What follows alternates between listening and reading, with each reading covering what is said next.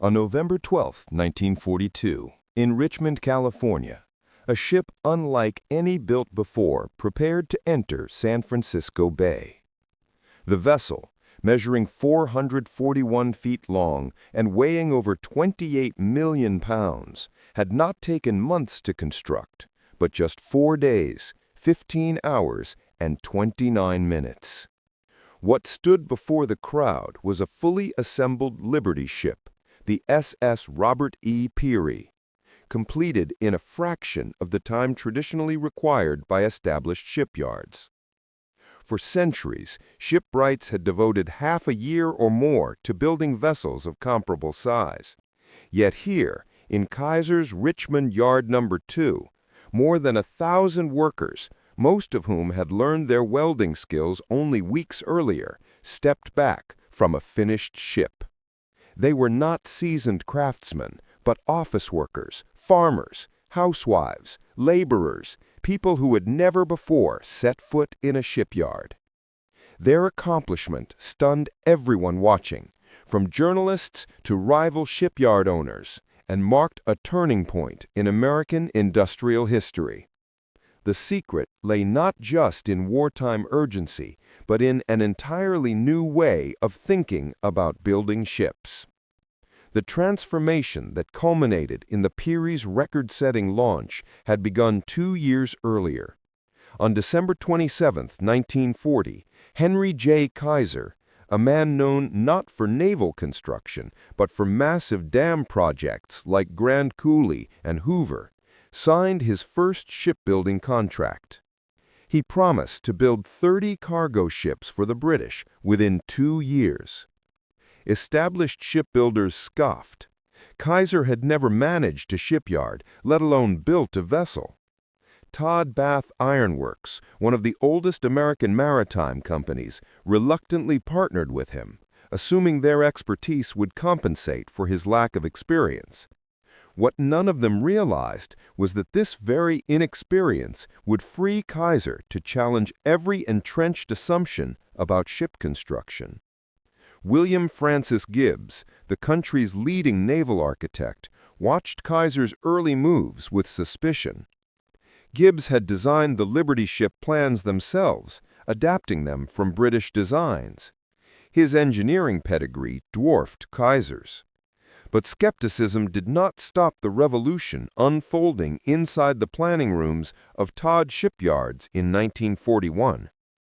There, Kaiser and his team closely studied traditional shipbuilding methods and quickly recognized that the conventional sequential processes simply could not meet the extraordinary production numbers demanded by the war. Kaiser's chief engineer, Clay Bedford, had recently visited Ford's Detroit assembly lines. Watching automobiles glide down production tracks with components added at each station, Bedford had a revelation. Ships, too, could be built through prefabrication and assembly line logic. Traditional builders dismissed the idea as fantasy. Ships were too large, too complex, too unique. But Kaiser embraced the vision. He proposed scrapping the centuries-old practice of riveting, in which teams inserted heated metal pins by hand, an excruciatingly slow process demanding great skill. A skilled riveting crew might complete 100 rivets per day, and a Liberty ship needed roughly 1 million. Instead, Kaiser advocated using electric arc welding, a method he had refined on pipelines and industrial projects across the West. Vice Admiral Emory Land of the Maritime Commission was deeply wary. Welded hulls of this scale had never been tested. The British Navy even prohibited welding on warships. Yet the shipping situation was dire. German submarines and raiders were sinking Allied vessels faster than they could be replaced. More than 3.6 million tons of shipping would be lost in 1941 alone. Traditional methods simply could not replenish that loss. American shipyards needed over 200 days to produce a single cargo ship. At that pace, defeat in the Atlantic loomed. Necessity forced action. Kaiser got the contract. Throughout 1941, the Richmond shipyard rose from nothing. Instead of the towering cranes and long slipways used by established shipbuilders, Kaiser designed the yard like a giant automobile plant. Wide open areas for prefabrication surrounded parallel building ways. Railroad tracks moved enormous steel sections around the yard. Overhead cranes spaced every 100 feet could lift entire ship modules weighing as much as 150 tons. John Riley, a veteran Bethlehem Steel naval architect, inspected the yard in mid-1941 and declared it a violation of every established principle of shipyard design, yet acknowledged its potential for astonishing speed. Kaiser's workforce was the next break from tradition. Rather than training generational craftsmen, he hired anyone willing to work and paid them well. Tens of thousands answered the call. Few had any shipbuilding experience. Instead, they were taught highly specific tasks. One worker might weld only horizontal seams, another only vertical, another only curved steel sections. This division of labor echoed automobile factories and proved just as efficient. By late 1941, Richmond employed 10,000 workers, only a tiny fraction of whom had prior maritime training. The results were dramatic. The first Liberty ship at Richmond took 197 days to complete. The next took 169. The 10th ship was finished in 97 days.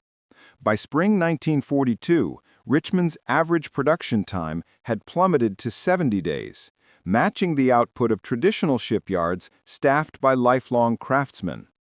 Prefabrication was working. Entire ship sections, bows, sterns, engine rooms, and deckhouses were built simultaneously across the yard, then lifted into place like massive steel building blocks. A ship that once took months to assemble piece by piece could now be welded together in days. By mid-1942, a friendly rivalry had emerged between Kaiser's 7 shipyards, especially Richmond and the Oregon Shipbuilding Corporation in Portland. Newspapers treated the contest like a sporting event, reporting each new speed record. The Joseph N. Teal, built in Portland, was completed in just 10 days in September. The Maritime Commission eventually shut down the competition, but the belief that ships could be built at unprecedented speeds had already taken hold among workers. The turning point came in November 1942.